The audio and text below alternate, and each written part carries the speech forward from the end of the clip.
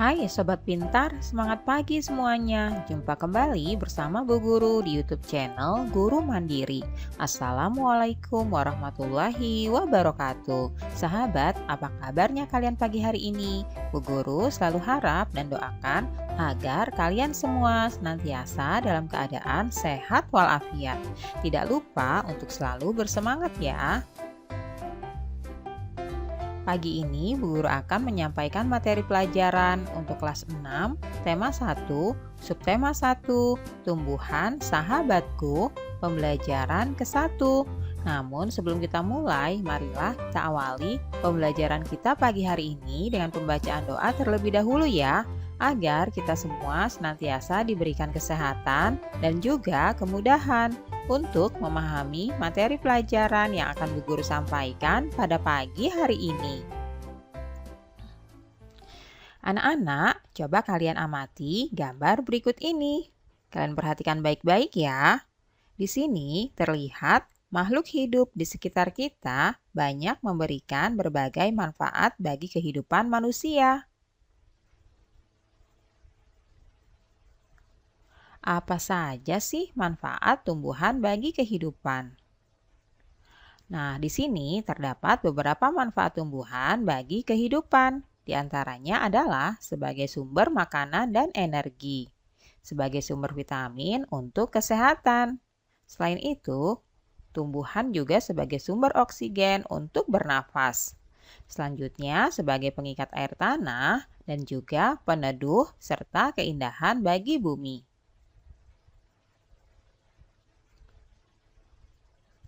Nah, setelah kalian mengetahui manfaat dari tumbuhan, mari kita belajar perkembangbiakan tumbuhan. Bacalah teks bacaan berikut ini ya. Di sini terdapat sebuah teks yang berjudul Bagaimana Jagung Berkembang Biak. Nah, coba kalian baca teks ini baik-baik.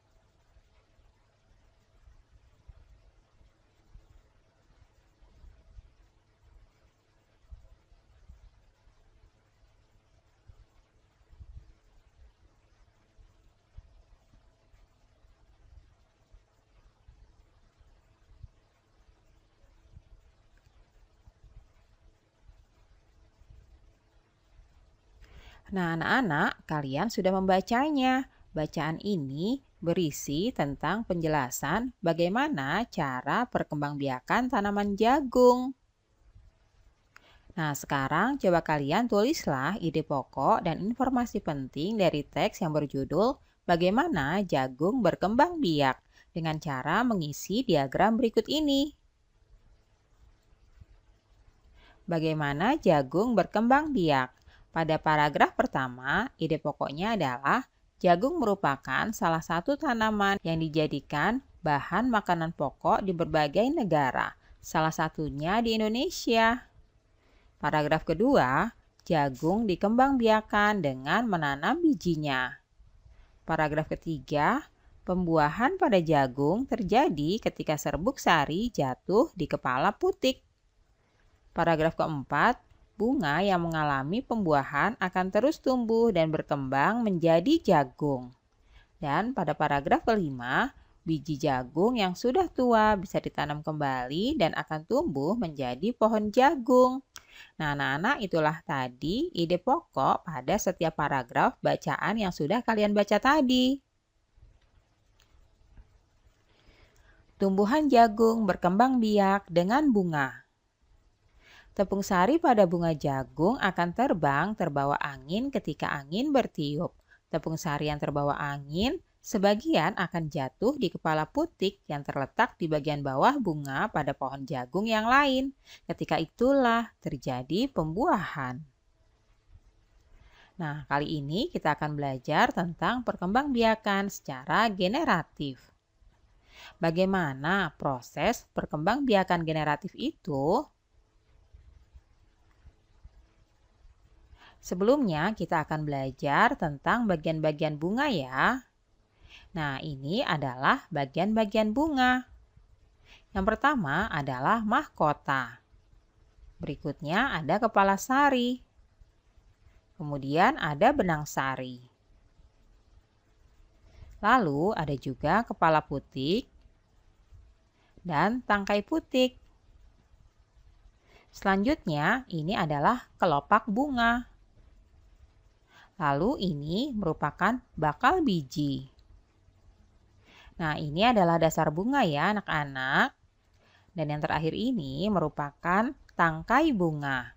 Itulah bagian-bagian daripada bunga.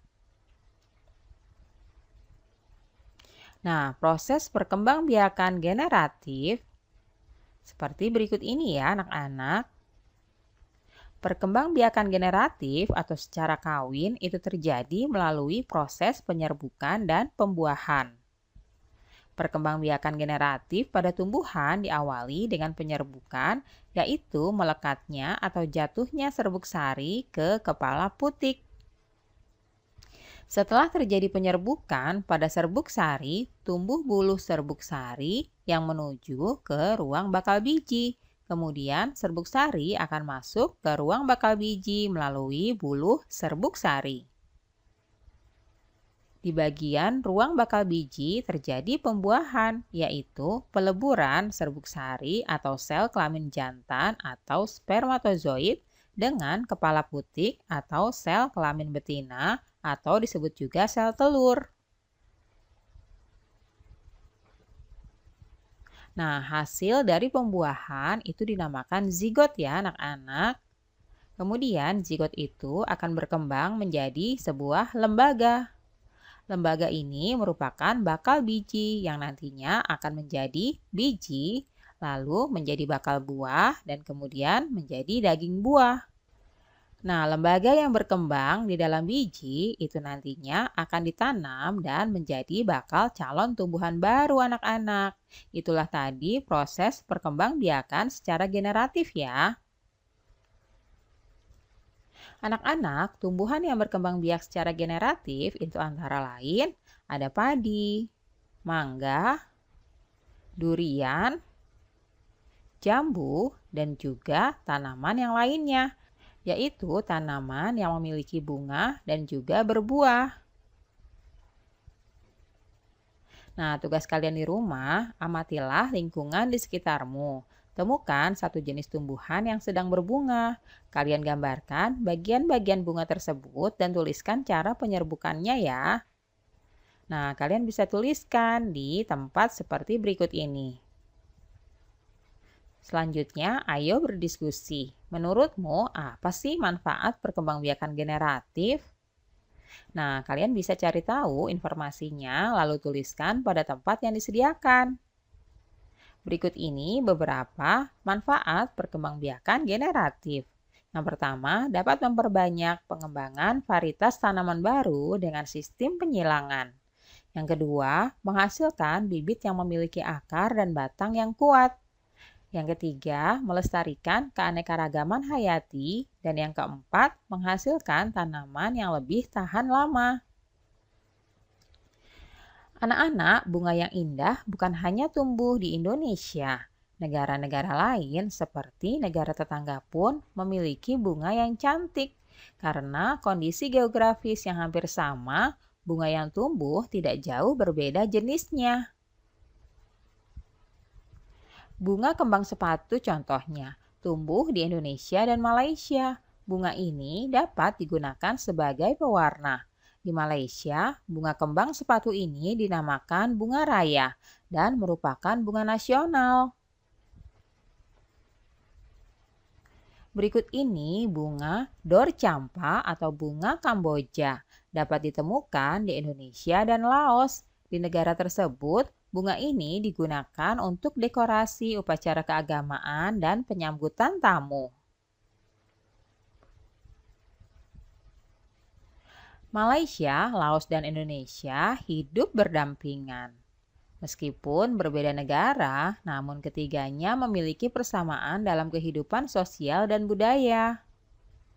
Masih banyak negara lainnya yang memiliki kesamaan ya anak-anak. Oleh sebab itu, mereka menggabungkan diri dalam suatu organisasi yang bernama ASEAN, yaitu Persatuan Negara-Negara se-Asia Tenggara. Nah, berikut ini adalah 10 negara ASEAN. Untuk menambah pengetahuanmu tentang negara-negara ASEAN, coba kalian bacalah informasi berikut dengan seksama ya. ASEAN menjawab kebutuhan hidup bertetangga. Kamu pasti pernah merasakan nyamannya hidup bertetangga. Hal ini terasa saat semua keluarga saling mendukung, saling membantu, dan bekerja sama. Kenyamanan dalam bertetangga perlu diwujudkan karena tiap keluarga memiliki kepentingan yang sama. Nah, hal itu juga yang mendasari terbentuknya ASEAN.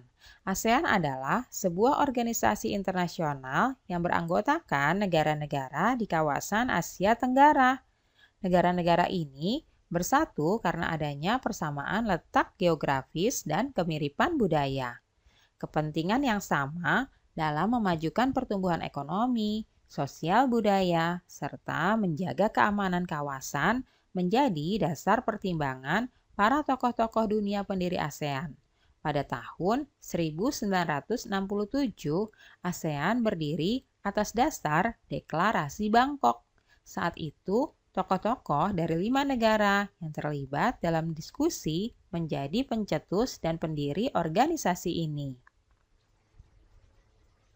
5 negara yang menjadi anggota pertama ASEAN di tahun 1967 itu adalah Indonesia, Malaysia, Thailand, Singapura, dan Filipina. Para utusan dari kelima negara tersebut yang sekaligus merupakan tokoh pendiri ASEAN adalah Adam Malik dari Indonesia, Tun Abdul Razak dari Malaysia, Hana Thoman dari Thailand, S. Rajaratnam dari Singapura, dan Narsiko Ramos dari Filipina. ASEAN harus dapat memberikan manfaat bagi semua anggotanya. Untuk itu, berbagai kerjasama dikembangkan untuk memajukan kesejahteraan semua anggotanya. Kerjasama di bidang ekonomi, sosial, budaya, serta politik dikembangkan demi kemajuan semua anggota. Saat ini ada 10 negara yang menjadi anggota ASEAN. Berdasarkan urutan waktu bergabungnya, negara-negara anggota ASEAN tersebut adalah yang pertama, 5 negara pendiri, yaitu Indonesia, Malaysia, Thailand, Singapura, Filipina yang bergabung pada tanggal 8 Agustus 1967. Yang kedua ada Brunei Darussalam, Vietnam, Laos dan Myanmar. Kemudian yang terakhir ada Kamboja yang bergabung pada tanggal 30 April 1999. Nah, anak-anak, kalian bacalah karakteristik setiap negara-negara dari anggota ASEAN berikut ini ya. Yang pertama adalah negara Brunei Darussalam.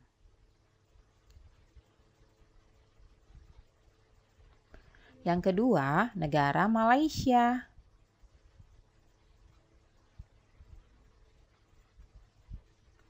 Yang ketiga, negara Filipina.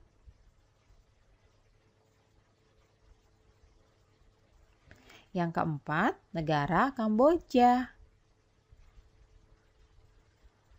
Yang kelima, ada negara Myanmar. Selanjutnya, negara Vietnam. Berikutnya, negara Laos. Selanjutnya, ada negara Singapura. Dan yang terakhir ini adalah negara Thailand. Itulah tadi karakteristik sosial budaya kehidupan negara-negara anggota ASEAN.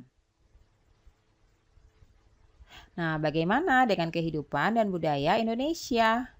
Kalian diskusikanlah budaya dan kehidupan sosial masyarakat Indonesia dengan temanmu ya. Kamu dapat menemukan tambahan informasi dengan bertanya kepada gurumu, orang tua, atau membaca buku bacaan lainnya. Anak-anak, kondisi geografis Asia Tenggara seperti berikut ini ya. Letak geografis Asia Tenggara itu berada di antara 3 perairan, yaitu Samudra Hindia dan Teluk Benggala di bagian barat, Laut Cina Selatan di utara, dan Samudra Pasifik di bagian timur. Sedangkan wilayah Asia Tenggara dibagi menjadi 2 dataran, yaitu dataran yang berbentuk semenanjung wilayah. Yang berbentuk semenanjung ini adalah negara Myanmar, Thailand, Laos, Kamboja, Vietnam, dan wilayah Malaysia bagian barat. Selanjutnya yang kedua berupa daratan berbentuk gugusan kepulauan wilayah. Yang berbentuk gugusan kepulauan wilayah antara lain Filipina, Indonesia, wilayah Malaysia bagian timur, Singapura, dan juga Brunei Darussalam. Nah, tugas kalian di rumah, pilihlah 2 negara ASEAN, carilah perbedaan dan persamaan karakteristik dari kedua negara tersebut, mulai dari tumbuhan yang hidup, khususnya bunga yang menjadi ciri khas negara, dan kondisi sosial budaya mereka. Kamu bisa menyebutkan nama bunga, nama sebutannya apabila ada, pemanfaat, dan tempat tumbuhnya. Tulislah pemikiranmu tentang karakteristik negara pada diagram Venn yang telah disiapkan. Nah, perhatikan caranya berikut ini ya. Pertama, tentukan 2 negara yang akan kamu cari informasinya lebih dalam lagi. Tulislah di kotak yang tersedia. Yang kedua, tulis masing-masing karakteristiknya di lingkaran sesuai dengan negaranya. Dan yang ketiga, di tengah lingkaran kamu dapat menuliskan persamaan karakteristik yang dimiliki oleh kedua negara. Nah, seperti berikut ini ya anak-anak. Misalnya kalian bisa tuliskan negara Indonesia dan negara Malaysia. Berikut ini adalah diagram Venn-nya ya. Di negara Indonesia ada 3 bunga nasional, melati, anggrek, dan Rafflesia arnoldi.